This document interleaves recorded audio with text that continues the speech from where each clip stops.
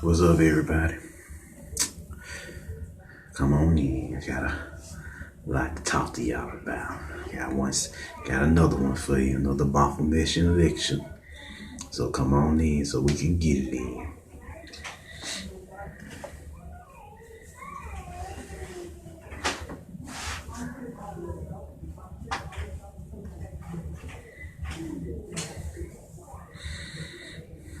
Come on in.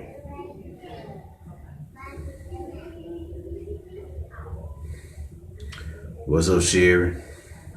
What's up, Brandon?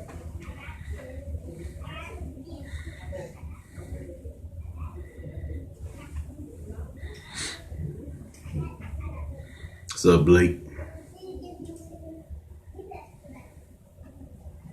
What's up, Joanna? Yeah, come on in so we can get it in.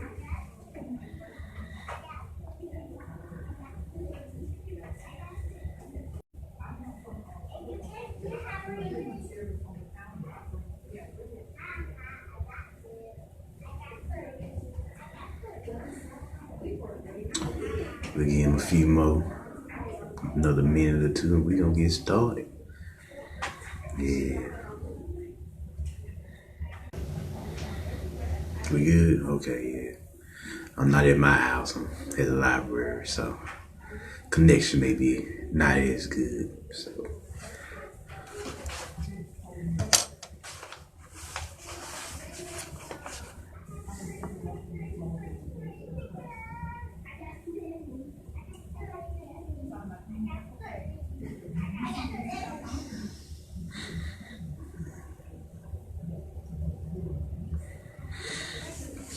come on. Come on. Y'all can share this if y'all like. Let them know what it is.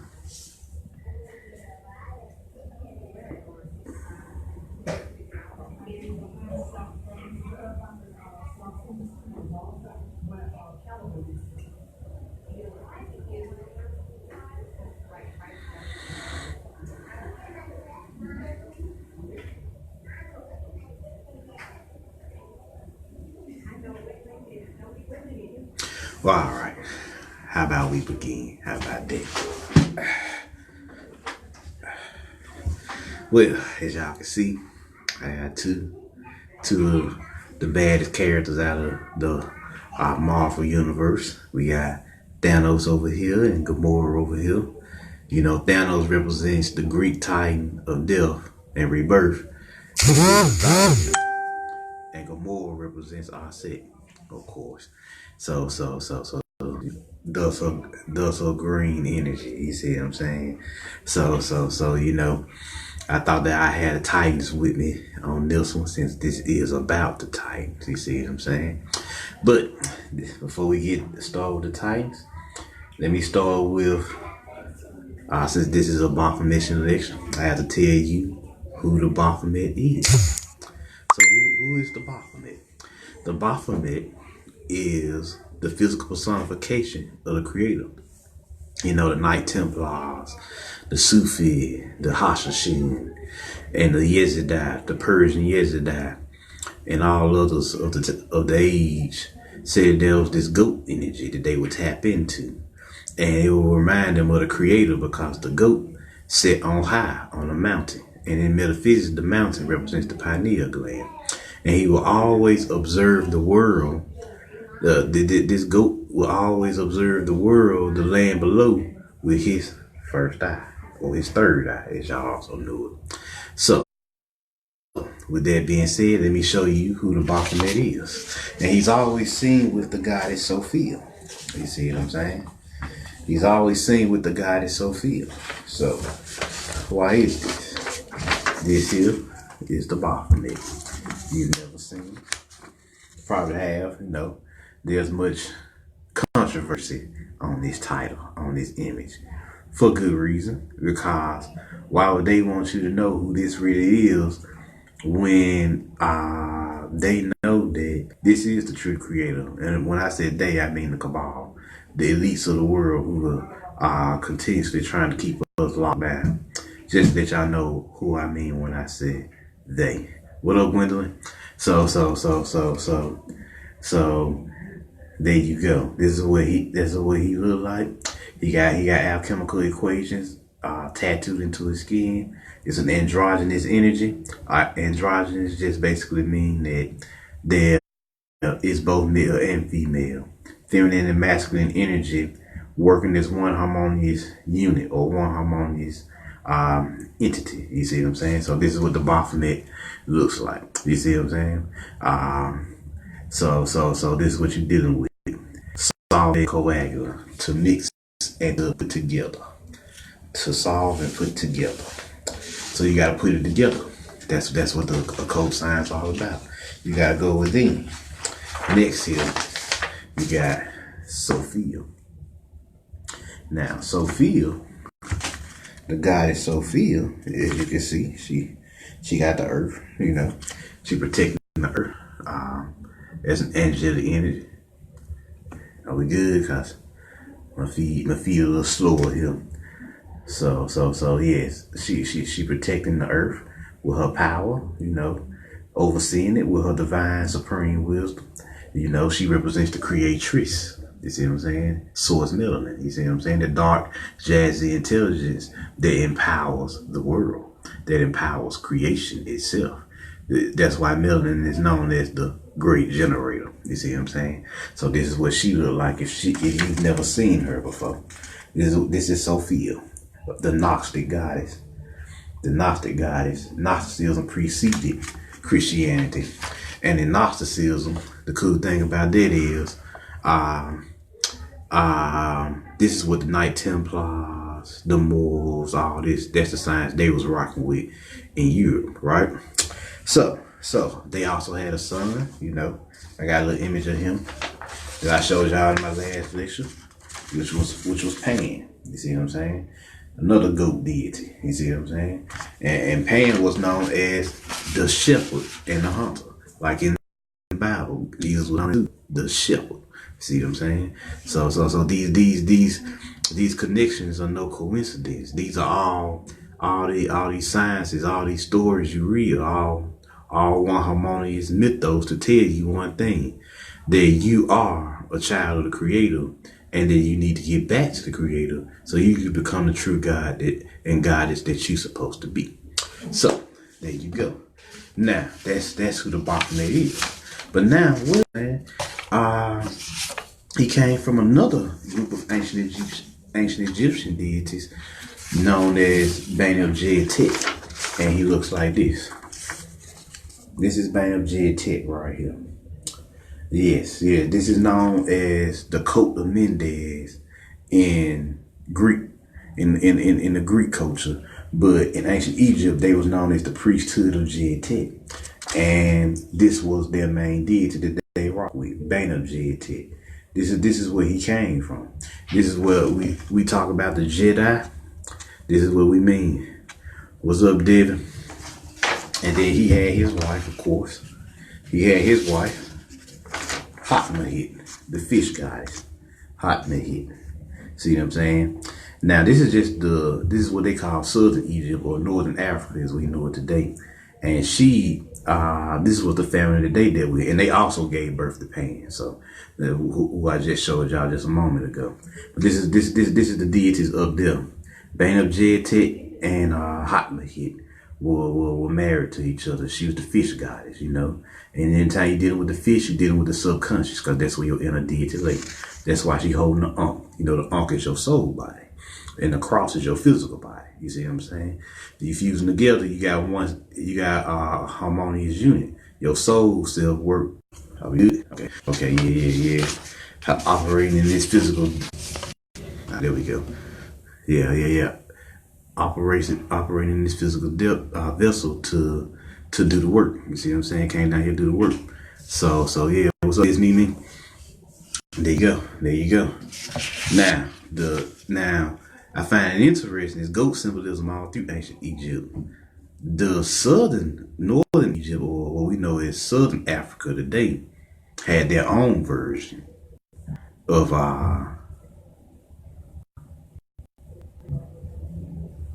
is it moving? She is. Yeah, bad connection here. They had their own version of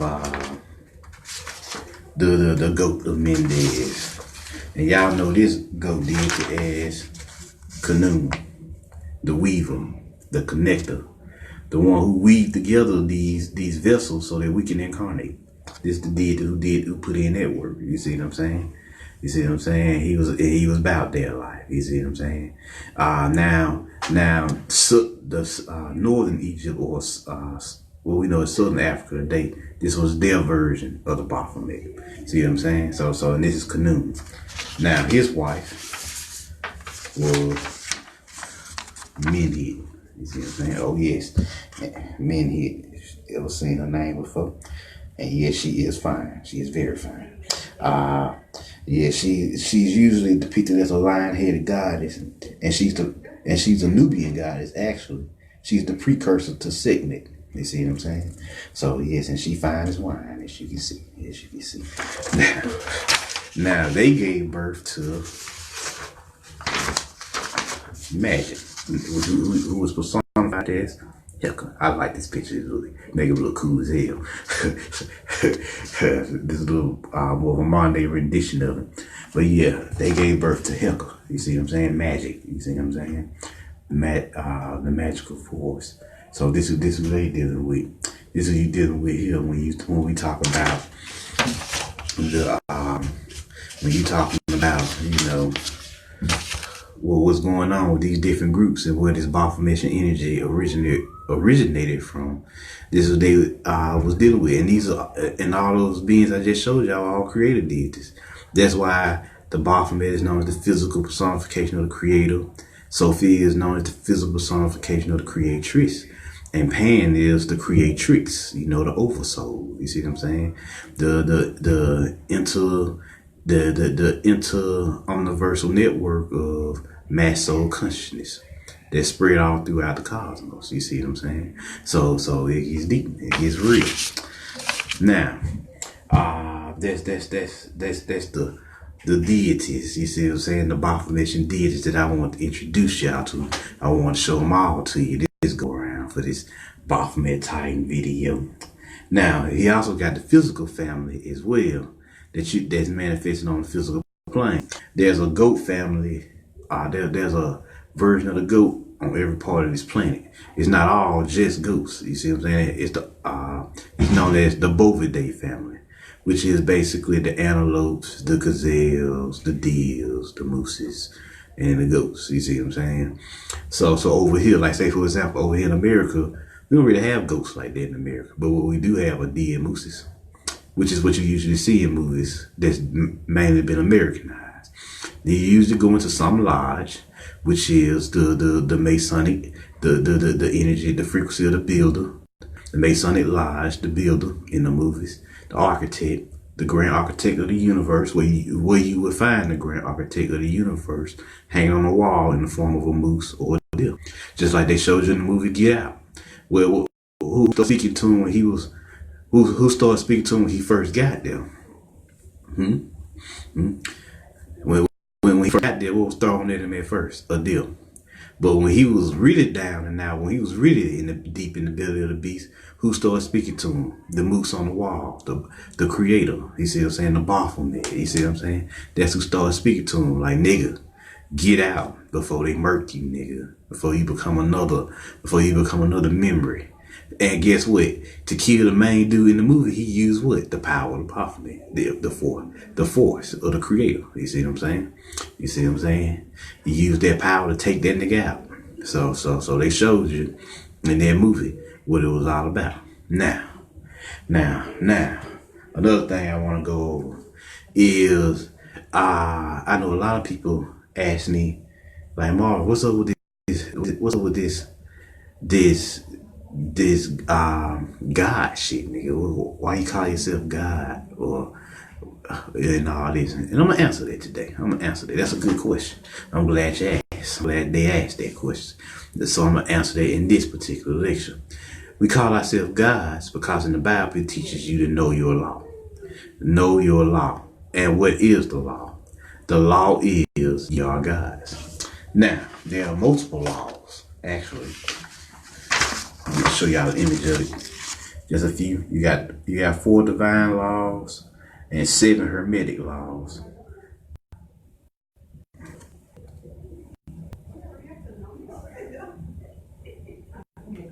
We back. Okay. Good. Yeah, you got 4 divine laws and 7 hermetic laws, which total 11 laws that make you the master magi. And I'm about to go over each one. You got the first law, which is John chapter 10, verse 34. Does it not say in your law that ye are gods? You see what I'm saying? It's in the Bible now. Then you got the second law, which is ye are of God, the creator, which is 1 John chapter 4, verse 4. Then you got the third law, which is ye are sons of God or souls of God. You see what I'm saying? Which is 1 John chapter 3, verse 2. Then finally, you got the functions of a God. You see what I'm saying? Because God is an acronym, which basically means generator, operator, and destroyer. See what I'm saying? Excuse me. The generator, operator, and destroyer. So these are the 4 divine laws that you need to know. Ye are gods. Ye are of God, the creator. Ye are sons or souls of God, and the function of being a God. Well, what's the point of being a God? Which is you are a generator, operator, and destroyer. You see what I'm saying? So there you go. If you ever wanted to know what it was all about, that's a divine law. You see what I'm saying? That's the and remember, the law is for everyone. So you can teach this to anybody. You can teach them who they are. You are God.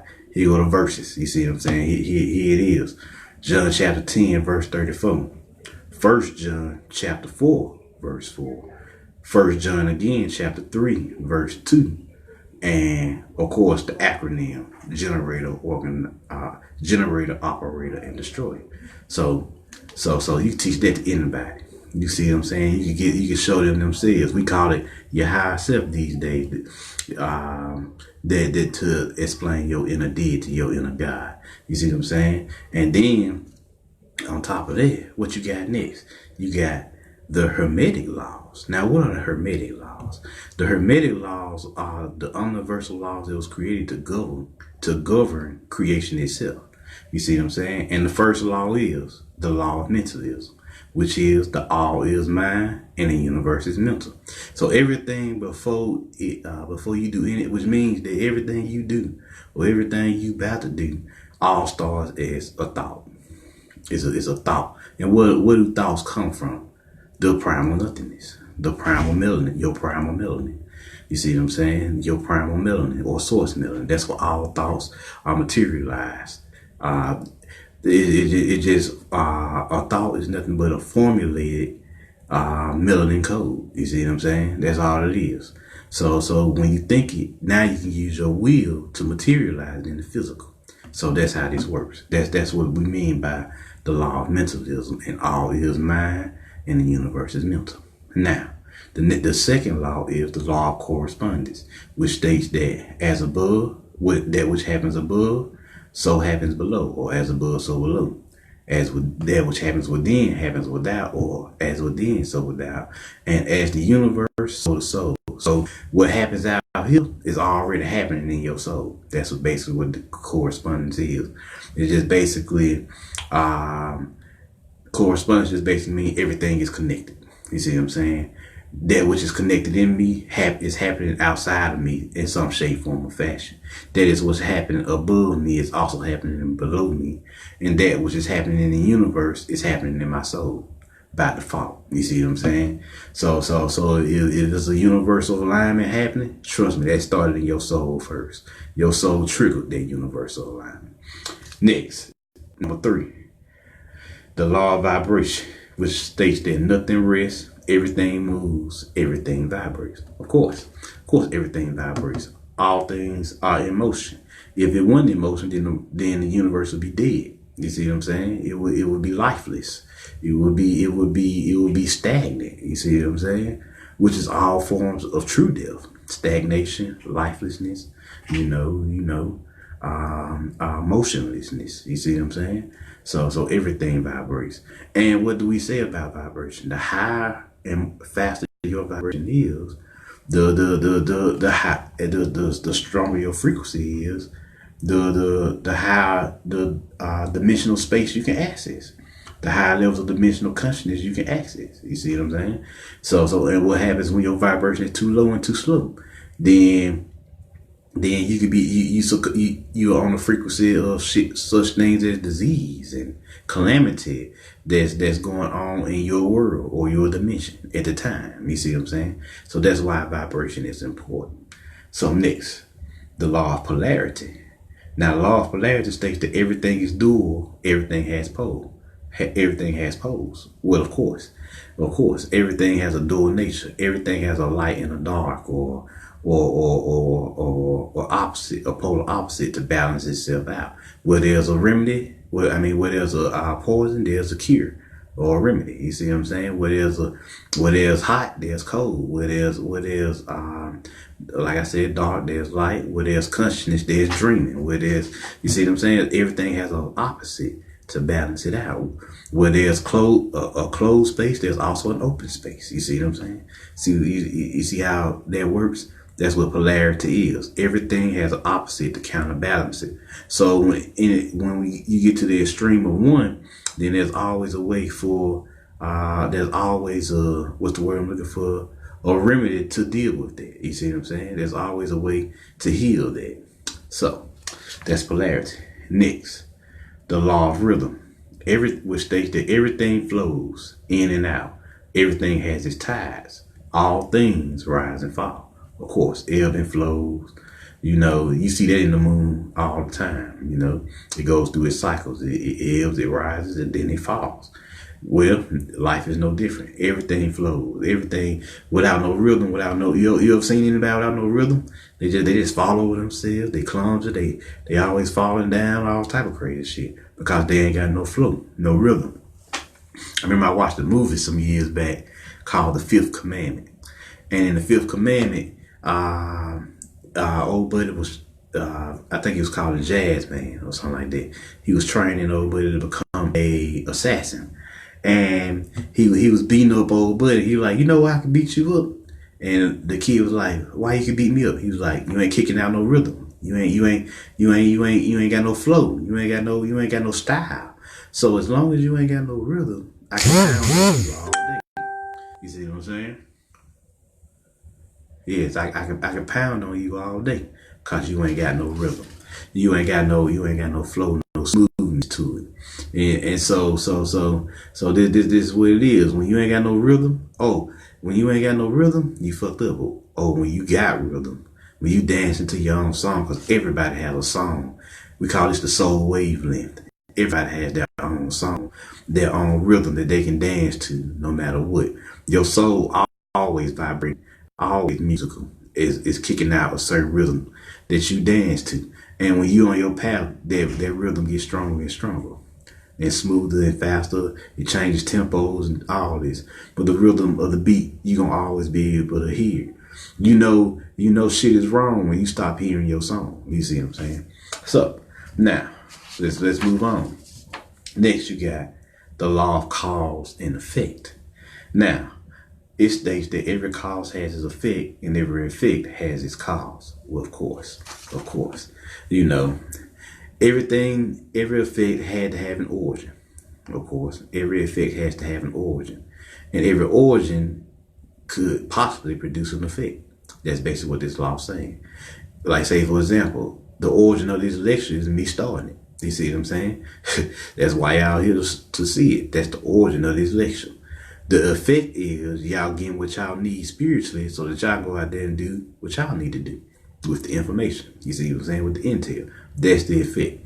So you see how they're saying this is how it works. All these causes, all these creations produces effects on down the timeline.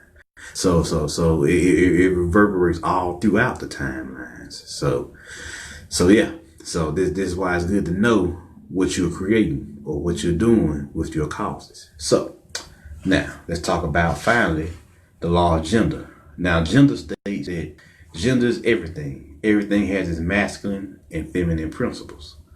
True. Feminine and masculine energy. You can't live without it. Shit, you can't live without the woman. Woman can't live without the man. That's why when they're attracted to each other, as one harmonious force, that force erupt, that force awaken, like they showed you in the movie Force Awakens. It went to Finn awoken and found Ray till shit started popping off. You see what I'm saying? All hell broke loose. You see what I'm saying? Because of their feminine and masculine energies fusing together to make shit pop off in the universe. You see what I'm saying? So this is what we're talking about. When that feminine and masculine energy come together to do anything, whether it's love, work, be friends, or whatever. When those two frequencies come together to make it happen, it gets real around here. I call it yin yang magic. You see what I'm saying? Yin yang magic. Hell, shit. When shit get real, shit just get real. And when that force explode, I advise you get out the way, cause the motherfuckers about to be a force to be reckoned with. So those are the divine laws, the 11 laws that I found for you to become the master magi. Learn them. You can use them to manipulate your reality to do what you need to do. You see what I'm saying? To get what you need to do done. So yeah, there you go. So they even have one of my favorite quotes in the Bible. It's like, hold on, let me grab it real quick. This second Colossians chapter 9. To let you know that there are multiple variations to this quote.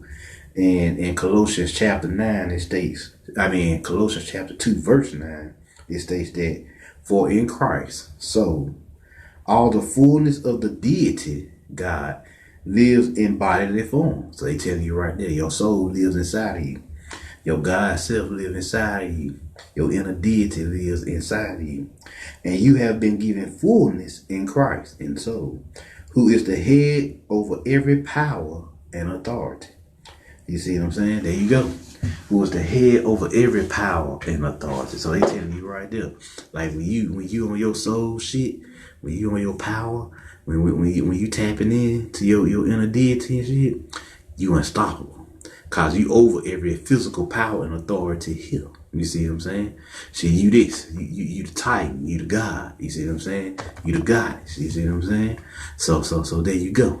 Speaking of the Titans, it's about time let's talk about the Titans. Who are the Titans? Now, it states here that the Titans, or the elder gods, that's who the Titans are. They're the elder gods, were for untold ages supreme in the universe. They talk about you now, black man and black woman. Yeah, they were of enormous size and had incredible strength and power. And it states that there were many of them, but only a few appear in the stories in mythology. Now, why does only a few of them appear in the stories of mythology? Because unlike what they tell you in these fucking historical books, most of these gods never died. They just opened portals and left. The tower is called a gatecraft or portal craft, where they can just open up portals and leave and go to other dimensions. So when shit started getting real on the planet, they just left. Yeah, they ain't have to stay here. They're the gods. Now, the only people they did get was usually the commoners and some warriors. Those were the main motherfuckers that they took down through there. But other than that, most of them got up out of here. And if y'all want to know what the Titans look like, y'all just want to have an idea. I like the rendition for what they did in God of War. This is some of what they look like. They're just huge, big motherfuckers that was about their life. There's a couple of them, that was real. That was about it. Here go another image of goddess, Titan who was about it. See what I'm saying? That's Kratos talking to, their version, the gang's version of the God of War at the time. So this is who these Titans were. You see what I'm saying? They were masters of what they were about. You see what I'm saying? They lived this. They lived this, and they were great at what they did. That's what was made. They ushered in the golden age. Now let me bag up here and tell you about their fathers and mothers. the primordial deities. What's the difference between the primordial deities and the Titans? The primordial deities are the eternal gods that live on the infinite plane of the planes spun by that was originally spun out of the mind of the creator. You call this the primordial realm, or the ancestral realm, or the realm of the gods, or the soul verse, whatever your favorite name for it is. Is it Nirvana? There's another name for it. So with this being said, this is what this is about. Now, when they start taking on bodies, these eternal beings start taking on bodies, they became Titans because they start incarnating. They're known as avatars in Hindu mythology. You see what I'm saying? But in this particular case, they were known as Titans in the Greek mythology. You see what I'm saying? So this who these beings were. They were, and the Titans, unlike us now, still had all their powers that they had when they were fucking primordial beings. That's why they call Titans or elder gods and goddesses. You see what I'm saying? So, but what happened to them? It says here, what went down? You know, mainly it's changing of the cycles, but I'm gonna read this to y'all, let y'all know. It's called the Titanomachy in Greek mythology, and it was the great war that occurred between the Titans, the old generation of Greek gods, and Olympian gods led by Zeus. The war lasted for a total of 10 years, but actually it's been an ongoing war for 10,000 years. Peak game. In the defeat of the old pantheon. The old pantheon was the cycles change.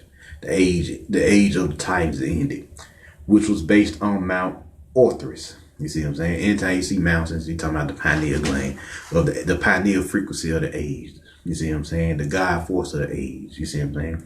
And the establishment of the new one based on Mount Olympus. Now, check this out. When the Titans were in power, it says here, Uranus was the ruler of the universe. However, he caused the wrath of his wife Gaia after incarcerating some of her children, the Cyclops and the Hecanocheers, in the depths of the earth, Tartarus. You see what I'm saying? Gaia decided to take revenge. She created a giant sickle, and she then told her children to castrate their father in order to overthrow him. Only Cronus agreed, and after he formed a plot with his mother, he managed to overpower his father and castrate him. From Uranus' blood that fell on the earth, 3 sets of children were born: the Gigantes, the Erinis, and the Malae. While from the blood that fell into the sea, the goddess Aphrodite was born. So Uranus was the primordial deity, and Uranus just represents what? Your third eye, the Uris. You see what I'm saying? Your first eye. You see what I'm saying? So that's all it represents. Of course, Gaia is the mother, the great mother. The eternal mother. That's who she represented. Then they had children. You see what I'm saying? They had descendants, of course. That's basically what we're saying here. Then it says, Cronus took the throne from his father, but not before Uranus made a prophecy that his son will also be overthrown by his own sons. Afraid that he would lose the reign, Cronus turned into the same tyrant god that his father was. He put his brothers back into Tartarus and also ate his own children in an effort to prevent the prophecy from becoming true. Now, however, his wife Rhea tricked him and saved her youngest child, Zeus, from his father's paranoia. She hid Zeus in a cave in Crete, where he was raised by a goat. Pay attention. He was raised by a goat, Almothea. So once again, he was raised by the creator, by the Baphomet. Now, so we have already established that no matter what, the creator has a hand in this, right? Just right there. Now, check this out. When Zeus grew up, he became his father's cupbearer without revealing his true identity. Helped by Metis, the Titan goddess who later became Zeus's first wife, he gave Cronus a mixture of wine and mustard, causing him to vomit one by one the children he swallowed. When all of his brothers and sisters were freed, Zeus gathered them and convinced them to start a rebellion against their father. Now, this is the changing of the age. This is the war. This is the Is it working? Okay. This begin this begin the original war of the gods, which is known as Titan. You see what I'm saying? So this is when the new guys showed up of the age, and the passing of the guard began to happen. The passing of the torch began to happen, and shit started popping off. You see what I'm saying? Shit started popping off real.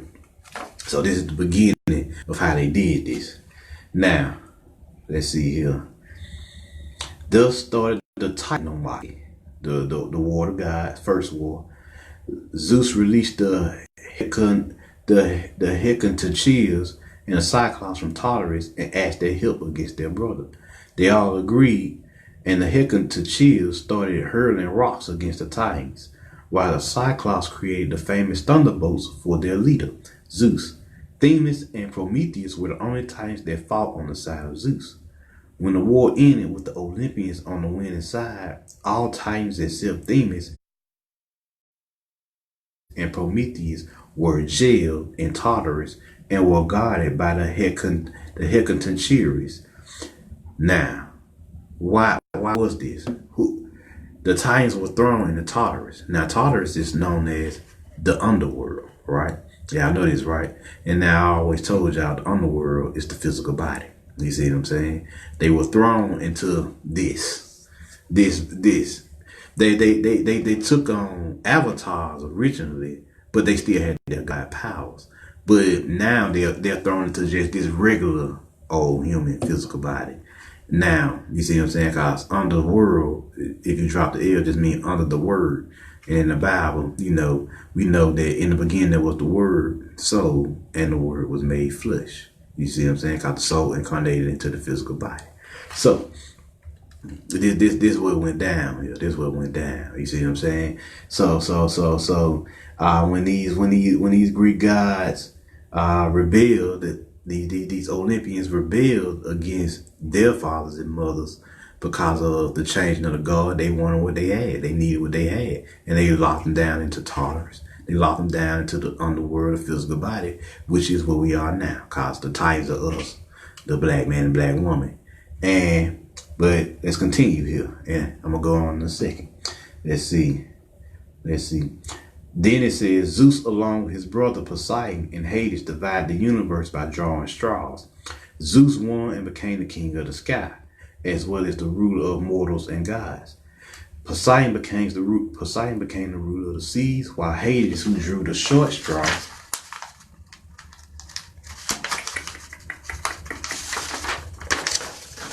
shortest straw, became the ruler of the underworld. This was the dawn of a new era in Greek mythology. So there y'all go. This is what went down in Greek mythology. You see what I'm saying? Greek mythologists tell the story of how the old gods, the elder gods and goddesses fall, and the new gods take their place of the time. This is represented by the Catholic Church and papacy. Christianity took hold, Islam, Judaism. Y'all know the story. This cycle began. You see what I'm saying? This the Olympians or the guys tell the story of this cycle that's happening now, and and shit went down. You see what I'm saying? And it's been like that for some time. And they said they produced demigods. They had children, which were demigods, or half gods, half human. You see what I'm saying? That's all that's been happening. You see what I'm saying? So that's been happening for the past we'll say hard for the past 2,000 years. See what I'm saying? The Piscean age, which was the biggest one. So that's what the Olympians been ruling. Now, what I find interesting is Greek mythology is the only mythology that does not end like all other mythologies. So you gotta look. See, that's why you gotta study world mythology. See, mythology is the practice of harnessing the primordial energies of the collective unconscious mind to produce creative works. You see what I'm saying? To produce these creative works. So they can tell you these metaphysical stories and embed them into your conscious mind so you know what's going on a deep collective unconscious level. You see what I'm saying?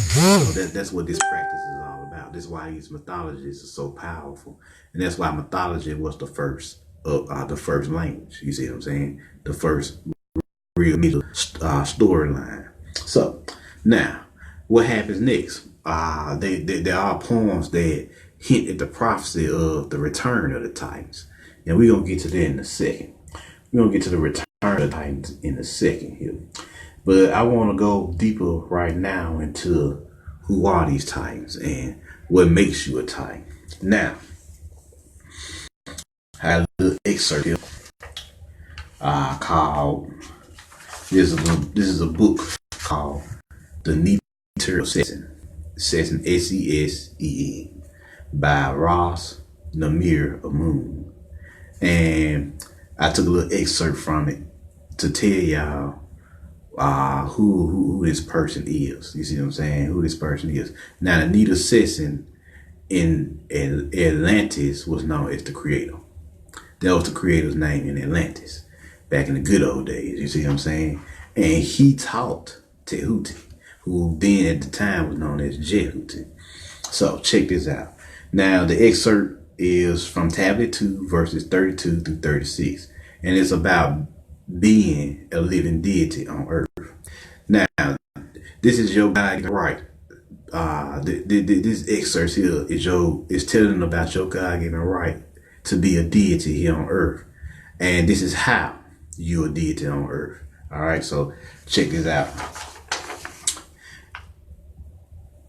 It states this, which when he saw having in itself the insatiable beauty and all the operations of the seven governors, chakras, and the form and shape image of Amen, the creator, he smiled for love, as if he had seen a shape or likeness in the water, reflection, or the shadow upon the earth of the fairest human form.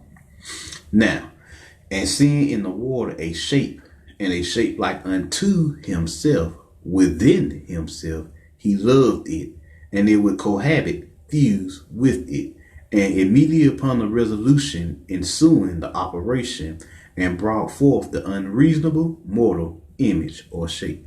So he's telling you right there that the creator fused with you. How did the creator fuse with you? What's up, Linda?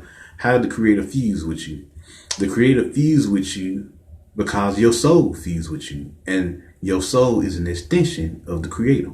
You see what I'm saying? It's a direct extension of the creator's infinite intelligence.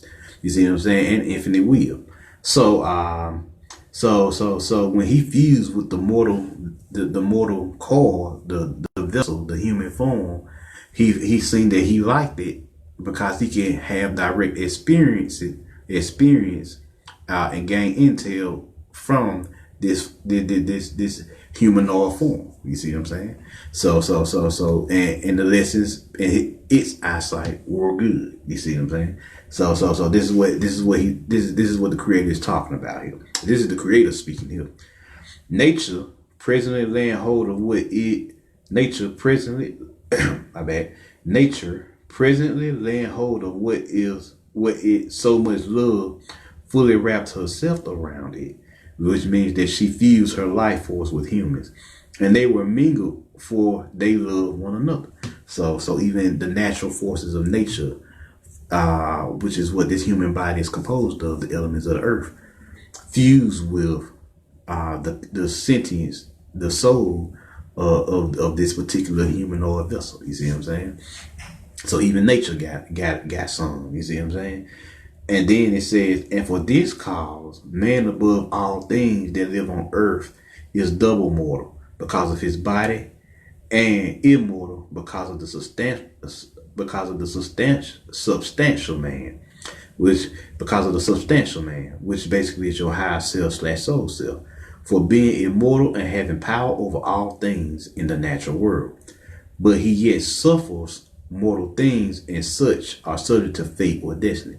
So he's telling you right there, you double mortal because you living in a physical body that's subject to the physical laws of this world, but you double immortal because you still a soul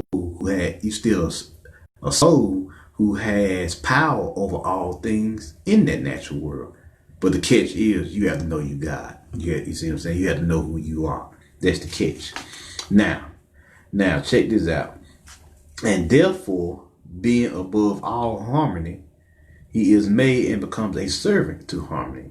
And being hermaphrodite, androgynous, or both male and female, he is governed by and subjected to a father creator that is both male and female and watchful. You see what I'm saying? So that means that you have both feminine and masculine energies inside of you. So that's what they mean by hermaphrodite. Now, because you have both feminine and masculine energies inside of you, since you're an extension of the creator, who is also both feminine and masculine, the creator observes the world through your eyes. You see what I'm saying? You see what I'm saying? So y'all see how this works. And since the creator observes the world through your eyes, in return for that, it grants you gifts. You see what I'm saying? Psychic abilities or whatever. So you see how this works now? Spiritual powers. So it's a harmonic symbiotic relationship between you and the creator. So this is how this works. See what I'm saying? Neither master nor servant. You see what I'm saying? So now check this out. After these things I said, you are my mind, and I am in love with reason, divine intelligence. Then Sesson, the creator, said that this is the mystery that is to this day hidden and kept secret. And for nature being mingled with man brought forth a wonder, most wonderful, for he, having the nature of the 7 chakras, from him, the creator, whom I told you, the fire, Kundalini, and the spirit, life force, nature continued not, but brought forth 7 men, gods, masculine aspects of the chakras, and 7 women, goddesses, feminine aspects of the chakras, that are sublime and on high, the pineal gland, according to nature's principles and aspects of the 7 governors or 7 chakras. So there you go. So that's literally the parchment, the divine decree for you being a creator here on earth. You see what I'm saying? A God here on earth, or God is here on earth. That's literally the decree. You see what I'm saying? So I was mind blown. I found that in the book. I was like, damn. So they dropped it like that. So that was your right. So this is your God-given right. This intel is your God-given law. This is law. This is what we mean by law here. It's the reason you heal. This is a game, a life. You come down here and you forgot who you were. And the game is to find out who you are. And once you become who you are, you grow into your true self. And then you help others find who they are. Until the world gains more consciousness and levels up and rises up to higher levels of consciousness or vibrations. You see what I'm saying? Frequencies. And you call this ascension. You see what I'm saying? You call this process ascension. So this is the game of life. You see what I'm saying? So that was deep, y'all. That was mind blowing there.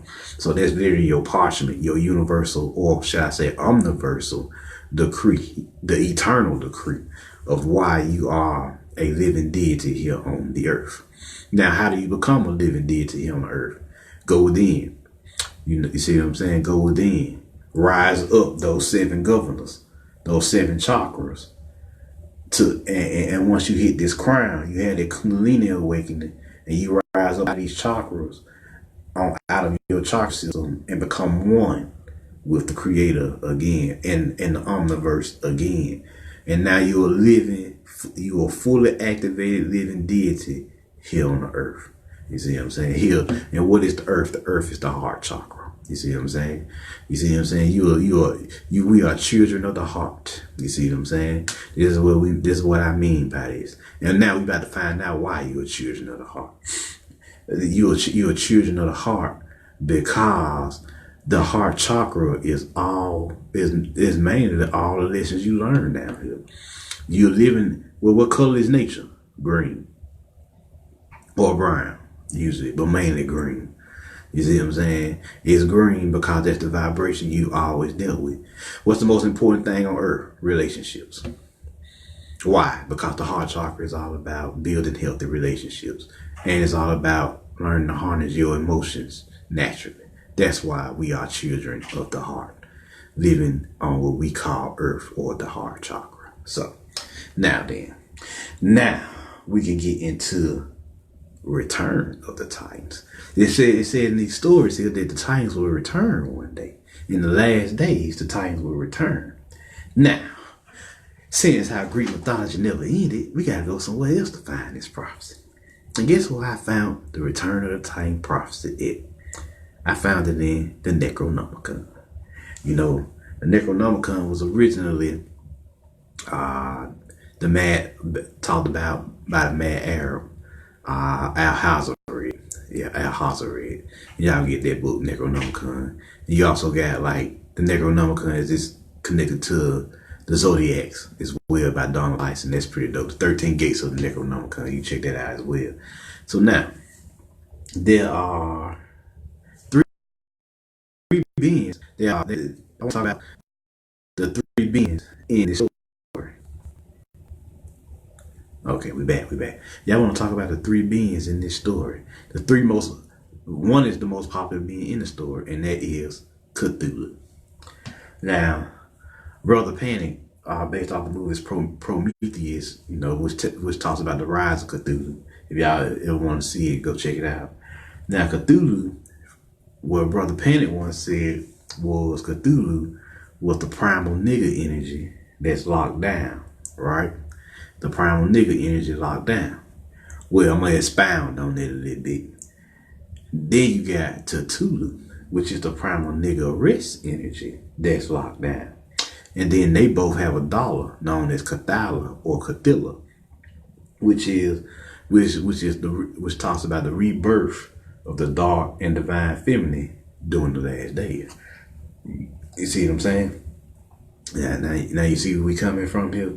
Now, the Cthulhu story said that the primal nigger energy and the Cthulhu, the primal nigger rest energy are locked down, but they will one day rise again. He's locked down in Arlea, the subconscious waters of Arlea, which is your subconscious mind, because that's where your inner deity is.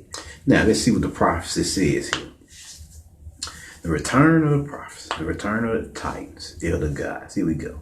And this is the true resurrection of the dead. Here we go. It says here, it is written that in the last days, Cthulhu, your inner deity, will awaken from his slumber, zombified state, and emerge from the ocean, your subconscious mind, and resurrect the old gods, which at this day and time is the black American black man and black woman, and bring earth, the heart chakra, and humanity, frequencies of the heart, or children of the heart, under their control, which is what's happening now. Most people who teach anything these days, teach any type of science or any type of consciousness, is usually black for the most part. And they mainly the main head leaders in this.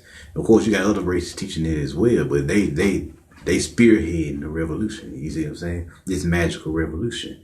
So like I said, Cthulhu will rise again and resurrect the old gods that's living inside the black man and black woman, because we are the elder gods and goddesses, and bring earth, the heart chakra, and humanity, children of the heart chakra, back under their control. Right? Now, how will they do this? How will they do this? Let's find out here. How will they do this here? How will this be even? How will this even be possible? Shit. How would this even be possible, y'all? Let's find out. It says that the reason why Cthulhu rises is because the stars align again. What did we mean by the stars align again? We mean the changing of the cycles. We're leaving the Piscean age and going into the Aquarian age. So that's the stars aligning, the changing of the age, the changing of the frequency. So we're leaving the lunar cycle, which is when everything goes to sleep, and entering a solar cycle, which is when the force awakens and everything resurrects again. You see what I'm saying? Just like you got the solar times of the year, the spring and summer, and then you got the lunar times of the year, the fall and winter. You see what I'm saying? During the fall and winter, everything goes to sleep and goes back dormant. And then you got the spring and summer where everything resurrects and become explosive and dynamic again. So you have this on a greater scale happening in the cosmos every 24 to 25,000 years. You see what I'm saying? So now we hit that 24 to 25,000 year mark, and now this grand resurrection is happening. And every 12,000 years, you cycle through the zodiac. You see what I'm saying? So now we hit Aquarius again, which is the first zodiac. Well, which is the first zodiac because the zodiacs are reversed on the cosmic level. See what I'm saying? So now we at the last one, and we will get ready to do what we do best, which is resurrect, reanimate, and take our God power back, so we can enter our new golden age, which we know as the return of the Titans, or the age of the new Titans. You see what I'm saying? You see what I'm saying? Titan man. You see what I'm saying? The age of the Titans. Now, but what's gonna happen in between this period? What goes down? Well, this is where we move on to Norse mythology, the prophecy of Ragnarok. So, what is Ragnarok? Ragnarok literally means the twilight of the gods, or the cleansing of the earth, or the heart chakra. These are literal meanings of what Ragnarok represents. You see what I'm saying? Now, what goes down in Ragnarok? Let's find out. Let's find out what's going on here. Is it working? Over here.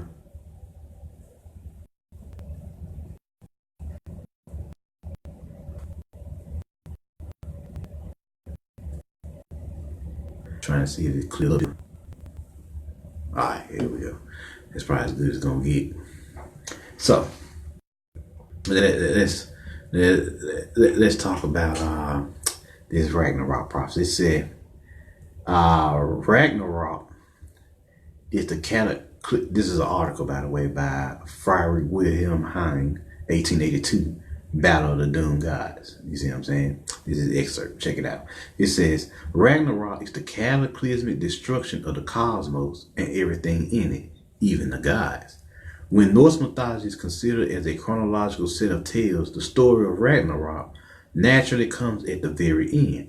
For the Vikings, the myth of Ragnarok was a prophecy of what was to come at some unspecified and unknown time in the future, but it had profound ramifications for how the Vikings understood the world in their own time. We'll explore some of these ramifications below. Now, here we go. The word Ragnarok comes from Old Norse Ragnarok, fate of the gods. In an apparent play on the words, some pieces of Old Norse literature also refer to as Ragnarok, Ragnarokr, which is twilight of the gods. The event was also occasionally referred to as Aldarok, fate of mankind, and a host of other names. You see what I'm saying? So they giving you like the list. Now, if y'all want to know where the book of Revelations in the Bible originally come from, Ragnarok. That whole prophecy and revelation in the book of Revelation is Ragnarok, like just revamped. But Ragnarok break it down to where even the average man and woman can understand it. So let's go with them. Here we go. The fate of the gods. And this is what they said. Someday, whenever the Norns, these inscrutable spinners of fate, decree it, there shall come a great winter, a great end, because the winter time is the end of the cycle, end of the period. Old Fimbulvetr, sometimes anglicized as Fimbulwinter, unlike any other the world has yet seen, the biting winds will blow snows from all directions, and the warmth of the sun will fail, plunging the earth into unprecedented cold. This winter shall last for the length of 3 normal winters, with no summers in between. Now notice they give you the number 3 again, so pay attention. The number 3 is always dealing with your pineal, your pituitary, and your hypothalamus, which when activated, you can fully access your higher self. So peak game.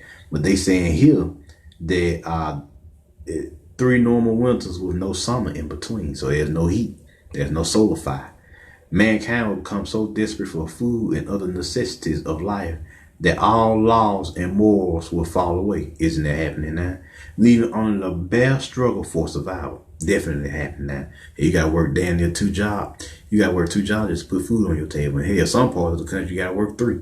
So it would be an age of swords and axes, guns in this case. Brothers will slay brother, father will slay son, and son will slay father. All true. All true. That's also happening. The wolves, Skull and Hati, who have hunted the sun and the moon through the sky since the beginning of time, will at last catch their prey, which will mean the cycle of the last days will finally happen. You see what I'm saying? The stars too will disappear, leaving nothing but a black void in the heavens. Yggdrasil, the tree of life, the great tree that holds the cosmos together, will tremble, and all the trees and even the mountains will fall to the ground, which is what happening now. We're in our preliminary stages of this event. The chain that has been holding back the monstrous wolf Fenrir will snap, and the beast will run free. They're talking about the chaotic forces there. That's who Fenrir represents. Jormungand, the mighty serpent who dwells at the bottom of the ocean and encircles the land, will rise from the depths, spilling the seas over all the earth as he makes landfall. Kundalini, of course. The earth's Kundalini reactivates. So, let's see what happens next. Here. It says, it then says Loki breaks free. Loki breaks free. These convulsions will shake the ship Nagelfar, or the nail ship, as it's also known, free from its moorings. This talking about your macabre and your pineal gland.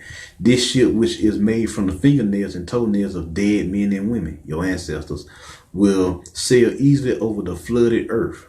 The flooded heart. Game. Its crew will be an army of giants, the forces of chaos and destruction. Sound like the Titans to me. And its captains will be none other than Loki, the traitor to the gods, who will have broken free of the chains in which the gods have bound him. Now Loki was always a frost giant, so he represents the coldness, the winter solstice. You see what I'm saying? Or the winter solstice. That's what he represents. And the winter solstice, this coldness happening inside you, is that period of silence you experience when you're in your meditation before you start to travel. You see what I'm saying? So this energy, because the winter solstice is also the most spiritual time of the year, and it's also represented by Sub-Zero and Mortal Kombat. So let's continue here. Now it says here, and its captains will be none other than Loki, the traitor to the gods, who will have broken free of the chains in which the gods have bound him. Now, Fenrir, with blazing from his eyes and nostrils, will run across the earth with his lower jaw on the ground and his upper jaw against the top of the sky, devouring everything in his path. Jormungand, now see, I find it interesting. What's up, Keisha?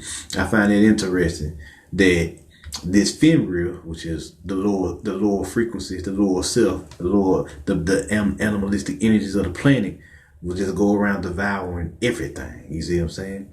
Now, Jormungand will spit his venom over all the world, poisoning land, water, and air alike. Ain't that happening on the planet? That shit happening for real. The dome of the sky will be split because there's a dome up there. That's not the actual sky. That's a hollowed out. That's a pretty much a digital image. A digital barrier there that's keeping you from seeing what's really out there.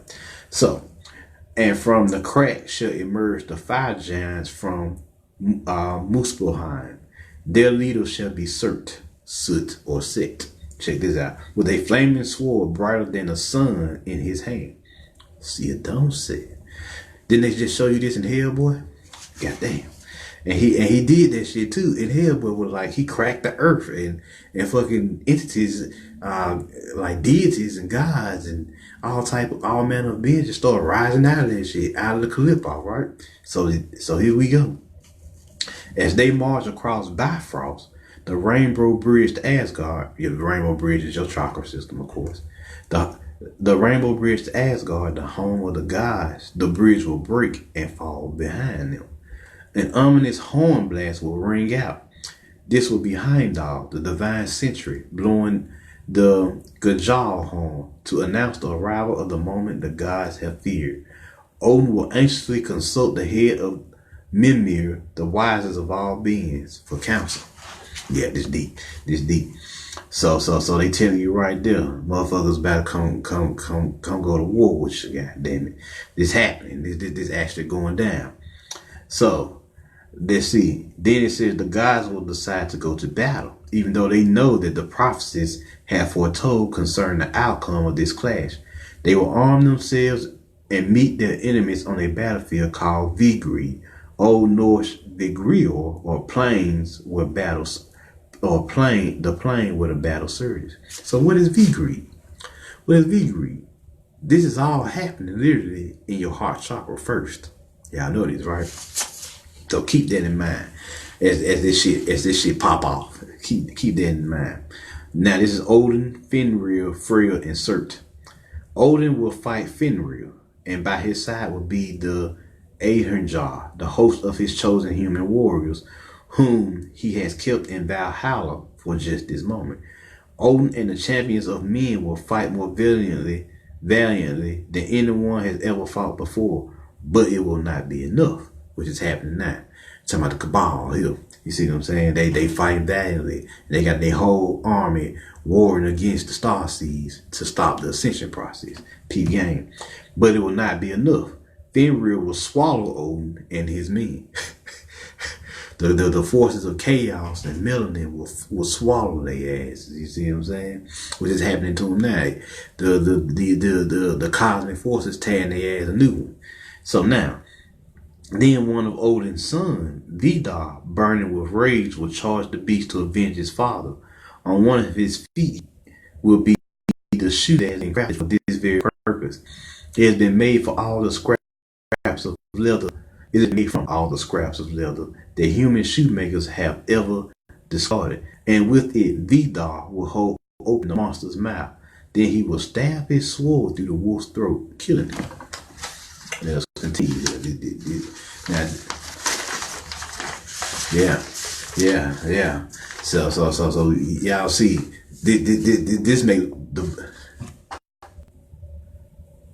Y'all see me here? Let me see it breaking up again. Alright. You see, this make the book of Revelation look like fucking goddamn like a walk in the park, don't it? Now, here we go. Thor and the Midgard serpent.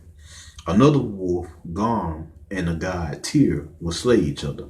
Heimdall and Loki will do the same, putting a final end to the trickster's treachery, because the gods one of their best in the process. The god Freya and the giant Surt will also be the end of each other. Thor and Jormungand, those age-old foes, will both finally have their chance to kill each other. You see what I'm saying? Thor will succeed in felling the great snake with the blows of his hammer, but the serpent will have covered him in so much venom that he will not be able to stand for much longer. He will take 9 paces before falling dead himself and adding his blood to the already saturated soil of Vigri. 9, huh? He took 9 paces, right? You know, 9 is the frequency. 9 represents the frequency of completion and judgment. You see what I'm saying? This some profound shit here. This some profound shit. Y'all gotta check this out. Y'all ain't got anything to do. Then the remains of the world will sink into the sea, and there will be nothing left but the void. Creation and all that has occurred since will be completely undone as if it had never happened. Now, didn't Thanos say this in Endgame? He said, I will break the universe down to an atom and then start over again and create a new universe. They just said the same shit, right? So then it says, some say that this is the end of the tale, and of all tales for that matter.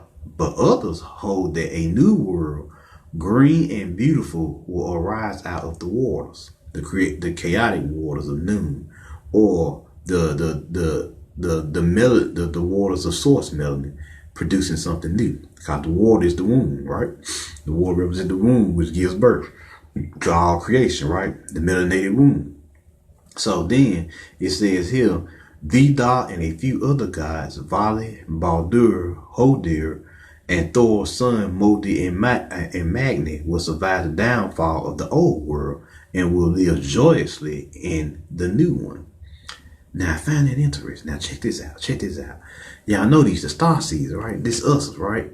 Guiding the world, guiding this world into the new realm or the new age of ascension, the new earth. You see what I'm saying? The new heart. How about that? The new heart. Now, here's the last of the prophecy.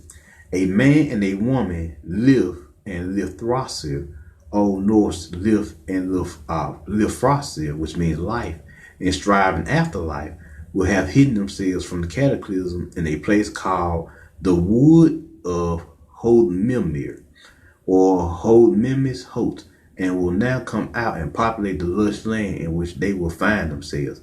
A new sun, the daughter of the previous one, will rise in the sky, and all of this will be presided over by a new almighty ruler, which is Aquarius.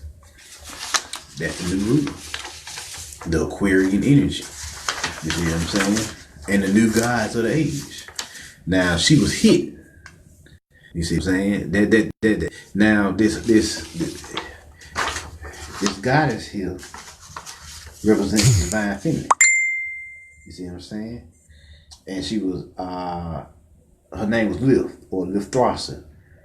And she was hidden in a place called the Wood of Holdmimir, or Holdmimis Hot. And she came out to populate the lush land in which they find themselves. That's divine feminine energy. Rising again. She was hidden in the Wood of Holdmimir is the sands of time. Yes, the prophecy was hidden into this age. You see what I'm saying? You see what I'm saying? It was hidden into this time where she will rise again. Because remember, I already told y'all in my ancient history of Earth, the black goddess ran this planet first. You see what I'm saying? And these were her prophecies, her covenants or agreements that she made with the Creator, and eventually the black god. That while we was down, she was down and out, we will hold it down until the time when she will rise again. Let me see here. Can y'all see me? Yeah, it will move. Yeah, we will hold, the black guy will hold it down until the time that we will rise again. You see what I'm saying? So there you go. So that was the prophecy, and then they went on into the new age. You know, leaving this old age behind. So there you go. Now. That's the mind-blowing prophecy, you know, that child been looking for, I'm quite sure. You know, Book of Revelations. You see what I'm saying? That's Revelations in its finest. Ragnarok. You see what I'm saying? The war happened. The war between the giants, the old gods, and the old titans, and the fucking current gods, not the new gods, the current gods, which are the gods of this age right now, the freakers of the age right now, the cabal and all those energies that they're dealing with, war each other and they kill each other. They balance out, they balance the scales. You see what I'm saying? They clean this energy out and destroy this universe with this war. You see what I'm saying? And this is literally happening in your heart chakra. Remember when you first activated your heart chakra and all hell broke loose inside of your heart chakra? That was your own personal Ragnarok happening. Yes. And once you filtered out your heart chakra and healed it, you ascend it on up through the other chakras, on up and back into the cosmos once again. And now you are one of those lucky gods, star seeds, that would literally be part of the new earth or the new age. You see what I'm saying? You will resurrect, reincarnate as that new star seed coming down here to start this shit with that's ran by the Aquarian energy and the new divine feminine energy, the new ruler. You see what I'm saying? The new age of Titans. You see what I'm saying? So there you go. And if y'all want to see more of this, y'all want to see more of this shit here, then check out the movie Avatar. That's with the Navi, the blue people. You see what I'm saying? That's literally like y'all future. That's Pandora is the new Earth. You see what I'm saying? Up under the new ruler, which was Awa, the goddess Awa. So they telling you right there. You see what I'm saying? It's gonna be up under the goddess next. You see what I'm saying? This her time. It's gonna be her time next once again. Especially after all the crap she's put up with down here, all the bullshit. You see what I'm saying? So now that I've given y'all the prophecies and everything, let us move on to the next topic. Now I told y'all how to become a Titan. You see what I'm saying? And if y'all want to see what it's like to become a Titan, check out the movie Hercules with The Rock. He had to go through 12 labels. Y'all know that, right? He had to go through 12 labels. Now, the 12 labels represents the 12 glands in your body. Now, 11 of them are physical, but the 12th label he had to go through was mental and spiritual, which was him activating his pineal gland. Check that one out. So yeah. Another one that I know y'all love. Let's talk about how the deities, the primordial gods, the original gods, are helping us now. They're giving us spiritual guidance and insight. That's what they're doing now.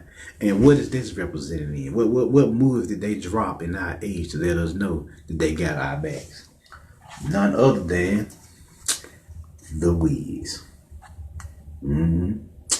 Yep, the Wiz. So y'all check that out. Why is it the Wiz? What did Dorothy go to? I'm just lay that down. What did Dorothy go to? She left New York, her root chakra, and went to this place called Oz, or the primordial realm. Oz, or AZ, or UZ, or however you like to say it, but it was OZ in this particular movie. And Oz is known as the primordial realm, which literally was AZ and the Badlands. Oz was the primordial realm in that particular movie.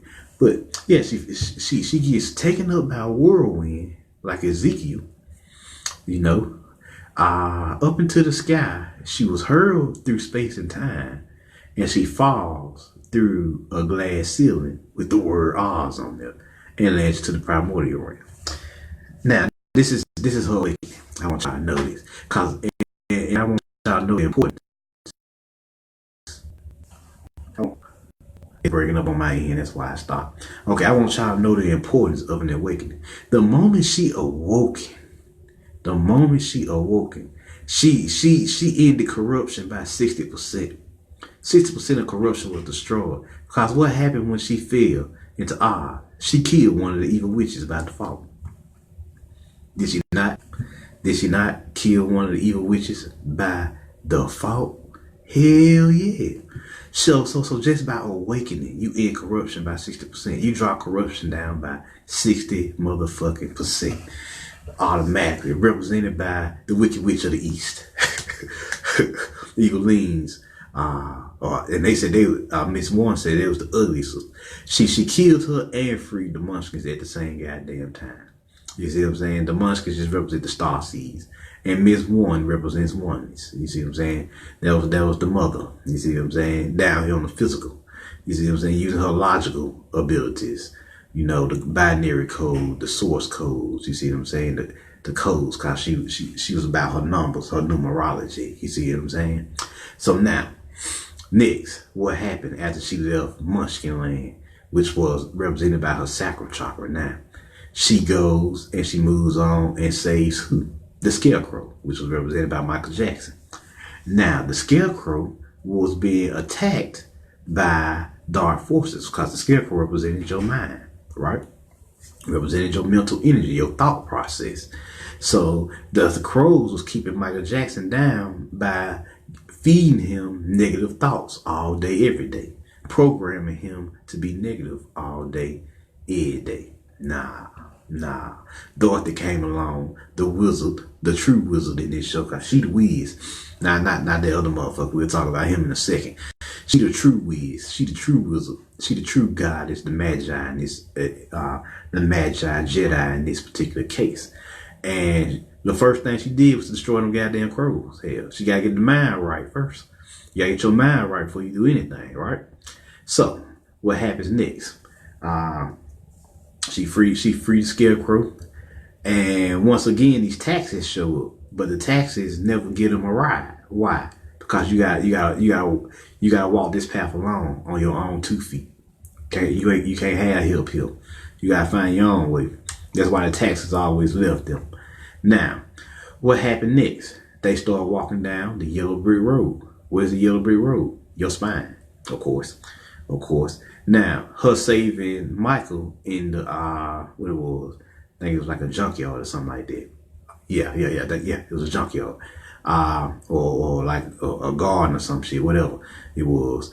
But they represented your solar plexus. Because now you got your mind right again. Now you can tap into your personal power again. You see what I'm saying? Next, who they went to go save? They went to a circus, which is all about joy and having fun, to save the Tin Man. Now, all these characters are supposed to be missing something. The Scarecrow is missing his physical brain, but it finds out he don't need it because he is the mind. You see what I'm saying? The mind is not the brain. The mind is your infinite intelligence that you can tap into at any time, without a physical brain or not. That matter of fact, the physical brain is your enemy because it traps you like it did the genie in Aladdin. You see what I'm saying? It bounds you to the physical laws of this dimension. So now they free the Tin Man. Now the Tin Man says he doesn't have a physical heart, but you don't need a physical heart. Your heart is eternal. You have what you call a toroidal heart field around your heart. You see what I'm saying? And he says, and I quote, "Nobody is home in Soulville," which the Egyptians called it heart soul. You see what I'm saying? Cause the more you filter out your heart chakra and the purer it becomes, the more light enters this toroidal heart field. You see what I'm saying? There's this toroidal heart field, and the more emotional heart intelligence, your original mind, your first mind, the more you can access, and the stronger your heart becomes. You see what I'm saying? And of course, the circus represented the heart chakra.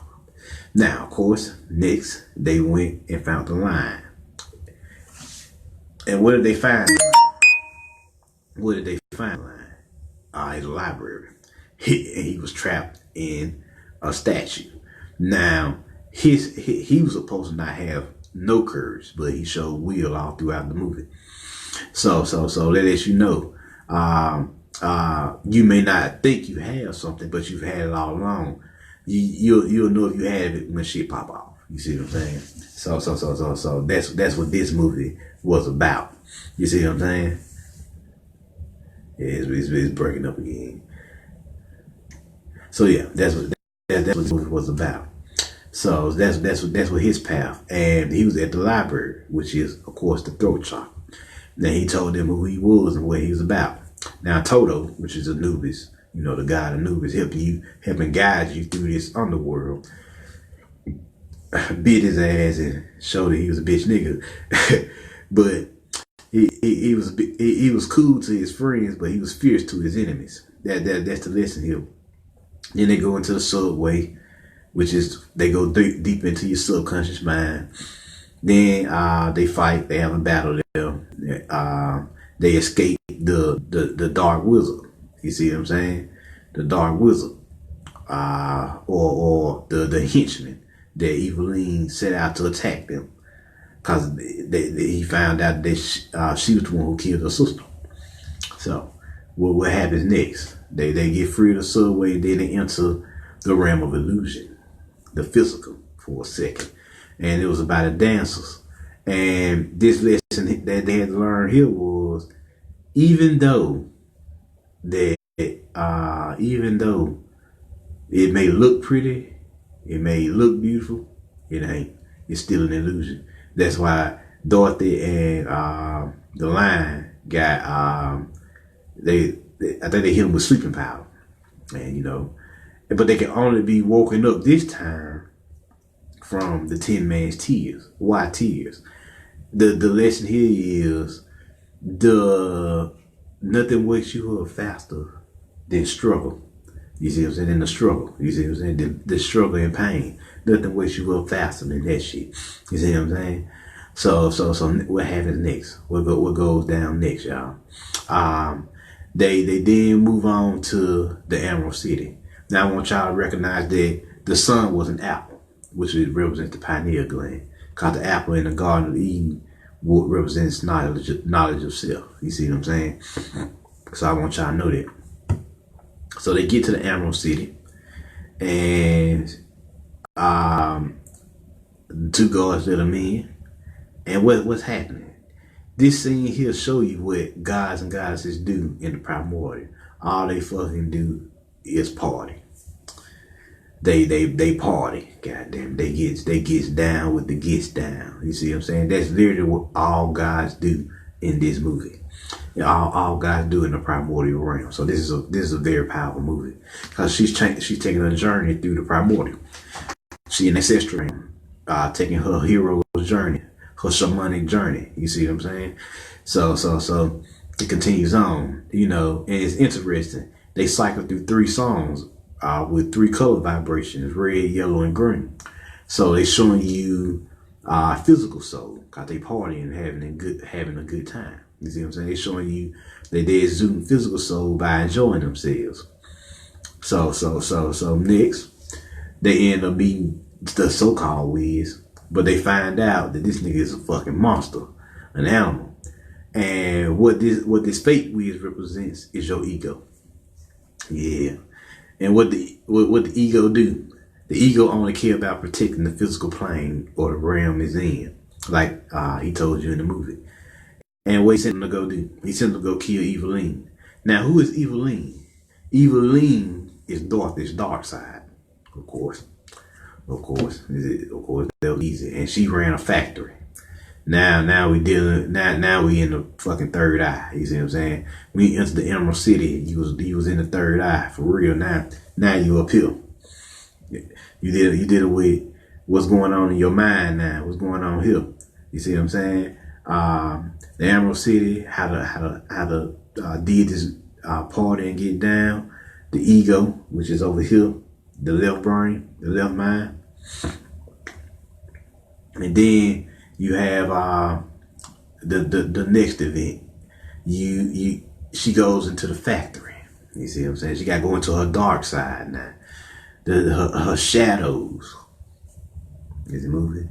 Yeah, she got to filter out her shadow self now. Is it working? Okay, there we go. Yeah, the factory represents her dark side, her shadow self.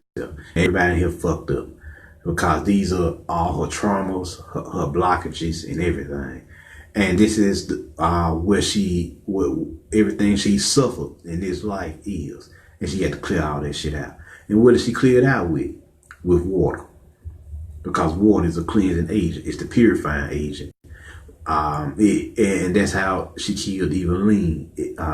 She melted, or in a more metaphysical way, she balanced out her dark side. She stabilized it, and when she stabilized, everybody was free. All her traumas was clear, blockages clear. She filtered it out. You see what I'm saying? She filtered out her mind, her psychology, her psyche. You see what I'm saying? So she filtered that shit out, and then they just danced and had a good time. Then finally, she went back to the ego to find out that it was all bullshit.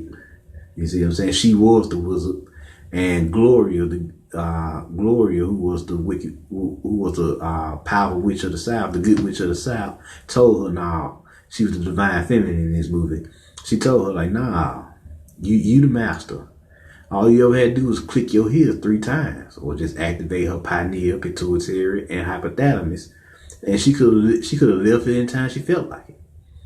And then that's when she realized, like, damn, so I'm my own god, or own goddess in this case. I'm my own goddess. Yep, that's basically what Glenda said. Yep, pretty much.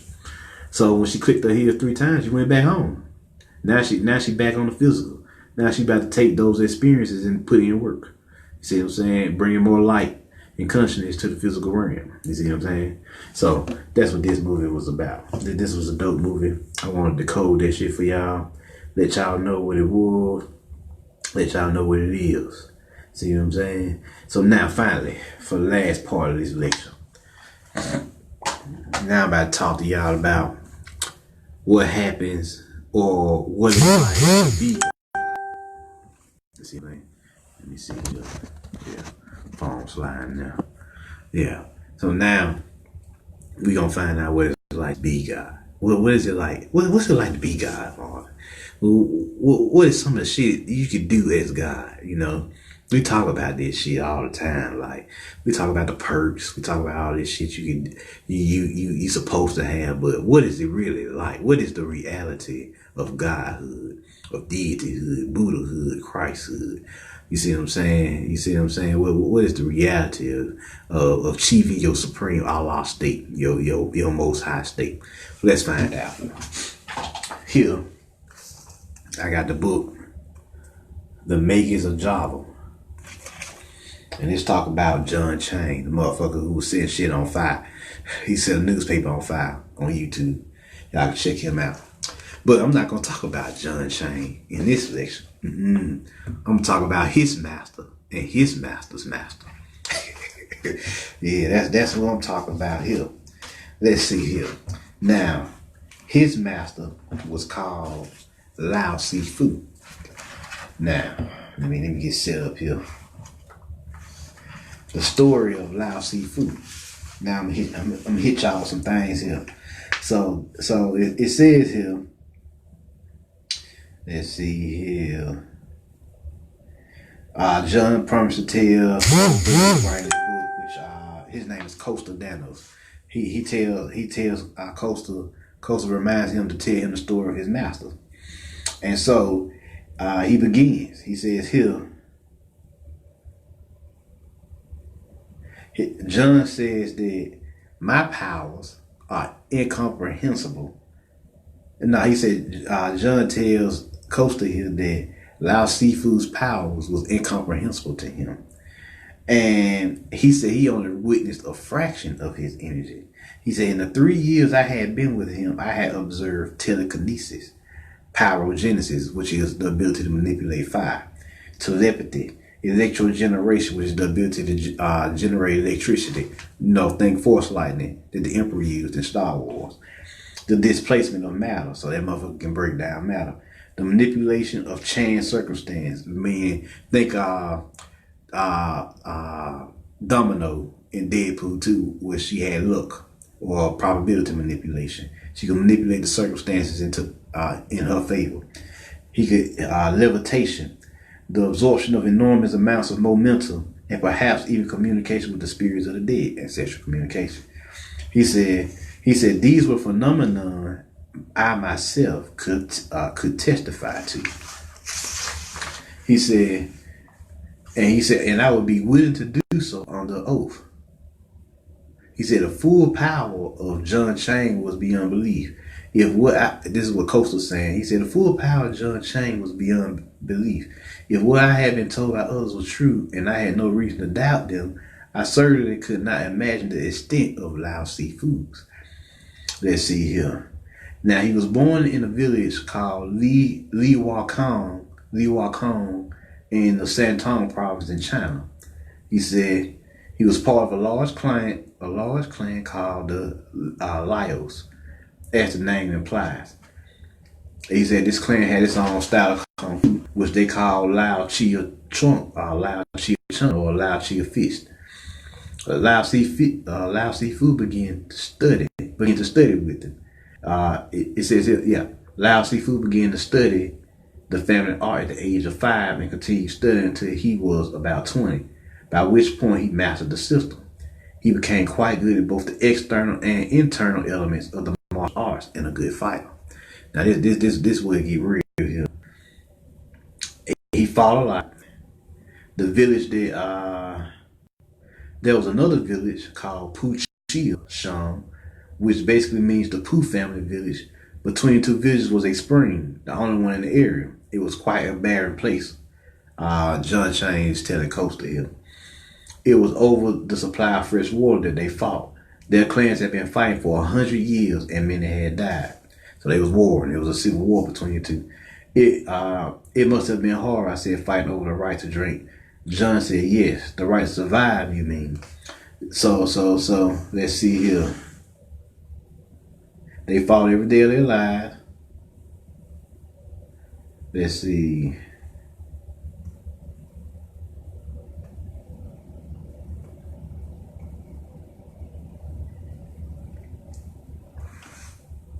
He said then, this is Lao Tzu Fu's master. There was a famous teacher called Palo Nin.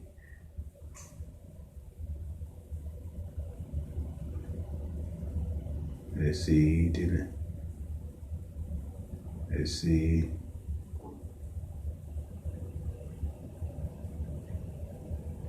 Then he started learning from Palo Nin. When he started learning, Lao Sifu dedicated his life to this work, right? He would go on to become a master in his art. Now, this is why I like Lao Sifu. What goes down here while he was off training with Palo Nin in the art of Mopai, which is an ancient internal art here. While he training, the what they call the Puchia attacked his village and killed all his clan. Now, he of course there was one man left and he was just pissed, right? But he had to leave, continue his training. Now they killed this old man. They could have left him alive anyway. They just murdered him for no reason. So when he got back, he snapped. I call it Dark Lao for this. He said, when Lao Sifu returned to his home, he found the body of his clansman pierced by a spear. They had not even had the decency to bury the man. The corpse was rotting where it lay. Then Lao Sifu went mad.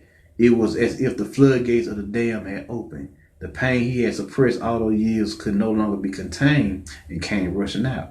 It was as if his surviving relatives were the last bridge to reason. With him gone, Lao Sifu went crazy. He snapped. He went into his dark side. Now, he gave in to his anger and his hatred and went to Puchia Xi'an to take bloody revenge.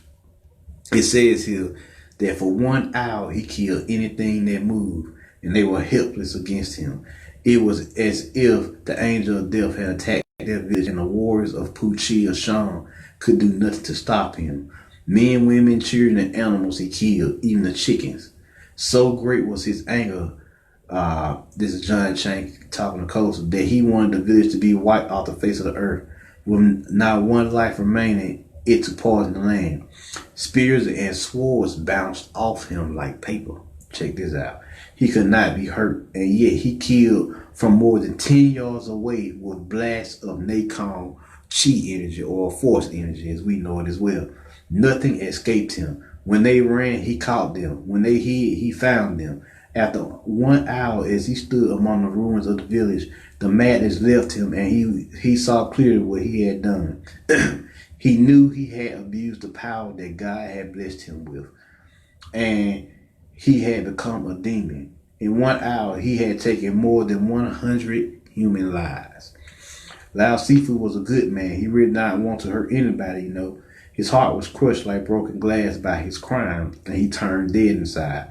At that moment, he knew pain, the very real agony of remorse, before which the suffering he had felt from his anger was nothing. So he went into vengeance on these beings, and he fucked them over. His God power, his God force. They said that literally that spears and swords bounced off him like paper. He could not be hurt, and yet he killed from more than 10 yards away with blasts of Nakon energy. Think a football field. This motherfucker at the touchdown, and another nigga is on a 10-yard line, and he heard the mass force energy at these niggas, killing them from the touchdown, the touchdown space. You see what I'm saying? Think that energy hurling to the 10-yard line, wiping out niggas. You see what I'm saying? That's how powerful this nigga was. And he wasn't even like the most powerful nigga here. That's the crazy part. He was still in training. He was still like an adept at this point. So now, let's go to his master. His master, Palo Nin, let's see here. He had another situation going on. It was this warlord that he killed. Let's see here. Now, he was a hermit who lived on a mountain. Uh, let's see.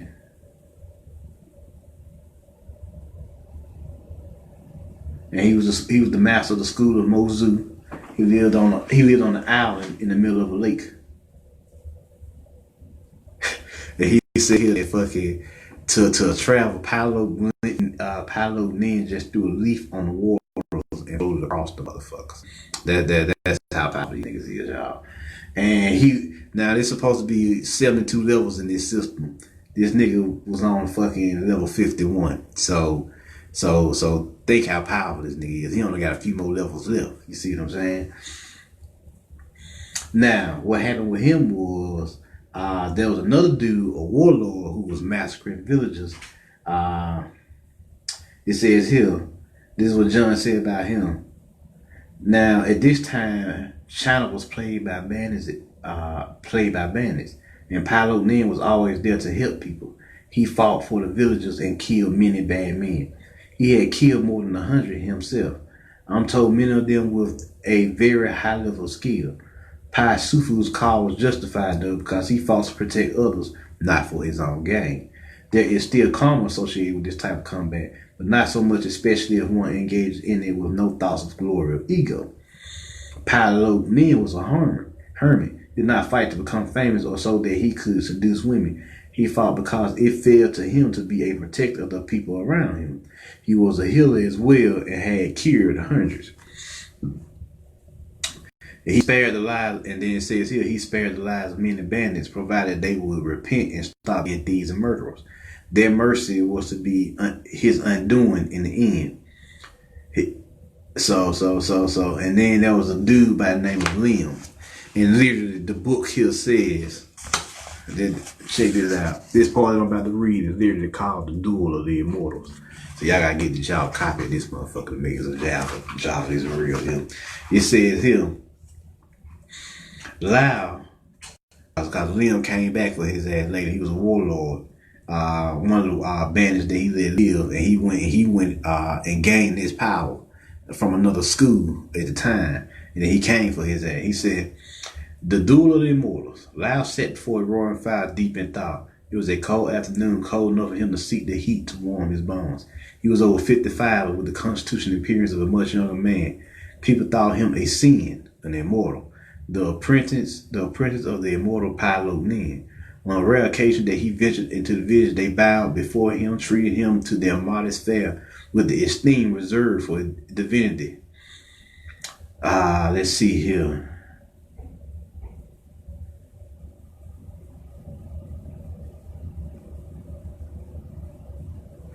Check this out. It said, Lao stared into the flames. The truth was he did not need warmth of the fire to stay comfortable any more than a snow bear did. He was beyond such thing. But why waste internal energy to warm himself when a good fire was available and much more pleasant to boot? So he could warm himself with his internal energy. I think they call that tomo, the ability to warm yourself with your solar plexus energy. So now he was staying with Pai Sifu on Dragon Tiger Mountain for many years since the day he killed the Puchil clan. He was meditating, training, and studying the system of his master's lineage. He had learned much and progressed to level 40 at this point, to his chagrin. His task had grown more difficult, not easy, as he increased in level. You see what I'm saying? Because the leveling system is real in this system here. He would meditate for 10 days somewhere up in the mountains, then come back to their small house for 10 days to recuperate and prepare for the next session. Moderation and persistence were the key to success, Lao knew. Now this is what his master did. He just would go meditate for 10 days and come back and rest for 10 days. You see what I'm saying? This is just their life. This is how they live. Then Liam showed up. Then he was talking shit to Lao. Then Pai came back. And then shit popped off. You see what I'm saying? Shit popped off between the two.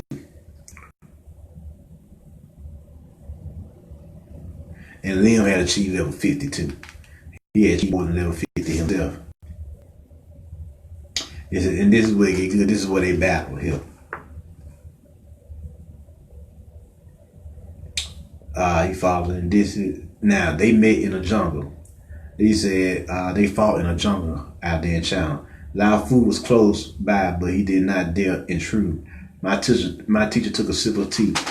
Now he said this is his eyewitness account of them fighting. These guys, this battle of the gods scenario, battle of the Moors. It states here, for 3 days and 3 nights they fought. He said softly. They were evenly matched in the end. Both were at level 51. They destroyed the jungle around them in their struggle, and still no one could get the upper hand. Like the ancient gods, they fought, throwing thunder and lightning at each other, Costa. Finally, on the dawn of the 4th day, Pai Sifu in desperation used a technique called Qing Tiji Tu Li, which in Chinese means golden rooster stands on one leg. I showed you that movement yesterday. It's a very dangerous technique in that you can hit 3 points with one movement, but you also open up weak points yourself, which the opponent can strike. Of the 3 points attack, Liam managed to block 2, but the 3rd blow caught him in the chest. At the same time, however, he managed to kick Pai Sifu in the chest. They both fell over and lay still. Then Lao Sifu emerged from hiding and approached before they did not dare interfere, as I said. So he even watched them for 3 days. That's how real it was. You see what I'm saying? Then Lao Sifu emerged from hiding and approached before that point. He had not dared interfere, as I said. And Costa in disbelief said, there's that much difference in power between level 40 and 50, I asked. And John said yes, and between levels 20 and 30 or 30 and 40 as well. He said, John then said the forest was as if it had been destroyed by bombs. Closer so this is the ancient power of the gods we talking about. These motherfuckers was literally heard in the lightning bolt. This is a true story, by the way. This actually happened. They actually went down, I think, in the early 1900s. So Lao Sifu checked the bodies. Early to mid 1900s. Yeah. Lao Sifu checked the bodies. Lim was dead, but Pai Lo Nin was alive. Lao Sifu buried Lim and stayed with Pai Sifu, trying to nurse him back to health. At some point, though, Pai Lo Nin passed away. Lao Sifu buried him and stayed in the area for 40 days, then moved on. Then, so there you go. So these guys war with each other. They literally leveled the whole forest. That's how powerful they were. This some old Dragon Ball Z, Spirit Bomb, Gatling Gun, Seal, I'm pissed off at you, Gohan type shit. You see what I'm saying? This is what the guys used to be on. Now, another reason why I like this book, they actually put the powers in the back of the book. I'm gonna read some of these to y'all real quick. They actually put some in here. You got Power Genesis, which is fire bending. You got Energy Blast. X-ray. They can see into you like Superman. You got absorption of energy. You can absorb like ki absorption. You can absorb your chi, the chi from the world around you into yourself, into your body. You got electrogenesis, of course, lightning. Manipulation of yin and yang energy, definitely. Let's see here. What else they got in here?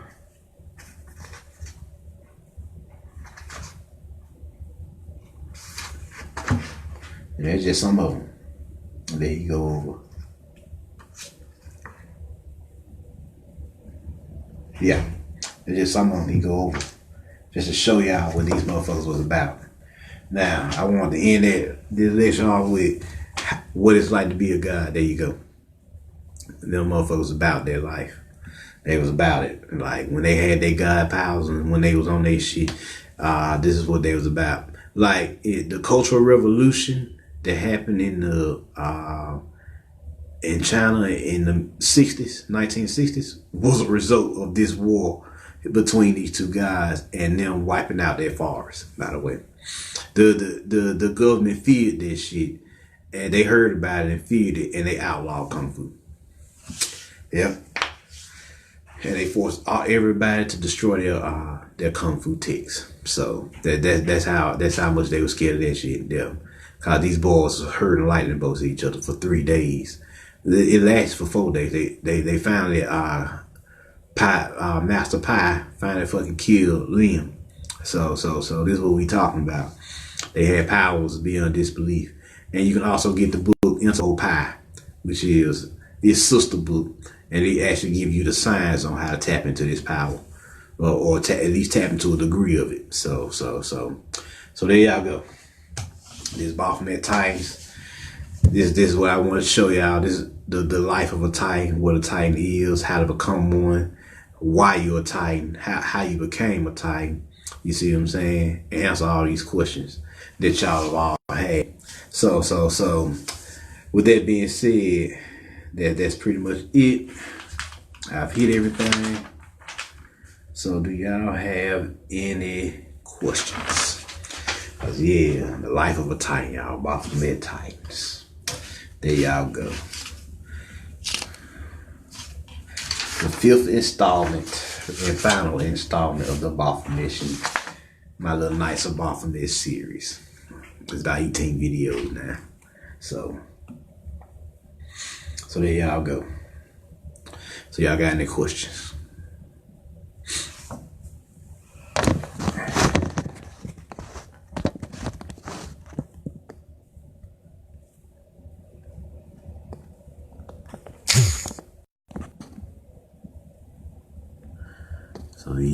So yeah, that's what Titan life is really about, y'all. That's what Godhood is really about. You got power beyond disbelief. You can heal the world. You can organize the world, or you can destroy the world, as you've seen in these stories that I just gave you. They was healing, killing, operating, managing, all that shit. All the things that God is supposed to do. All the things, that's what it is to be a Titan. Generate, create, operate, manage, and if necessary, destroy, kill. So, or ruin.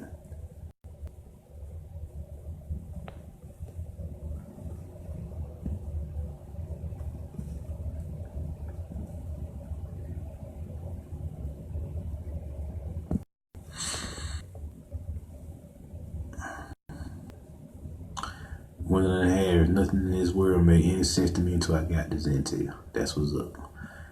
That's what this is all about.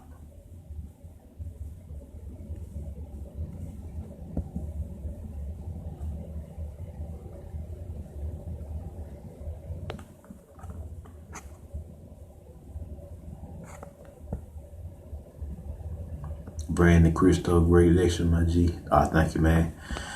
Glad y'all enjoyed it. I put a lot of time in this one.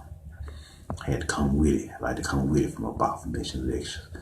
That's the frequency of the creator there. So you gotta represent. Gotta let them know you're a holy knight around this bitch, carrying the torch.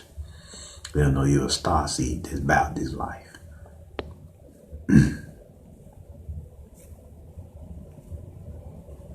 So any other questions before I get up out of here?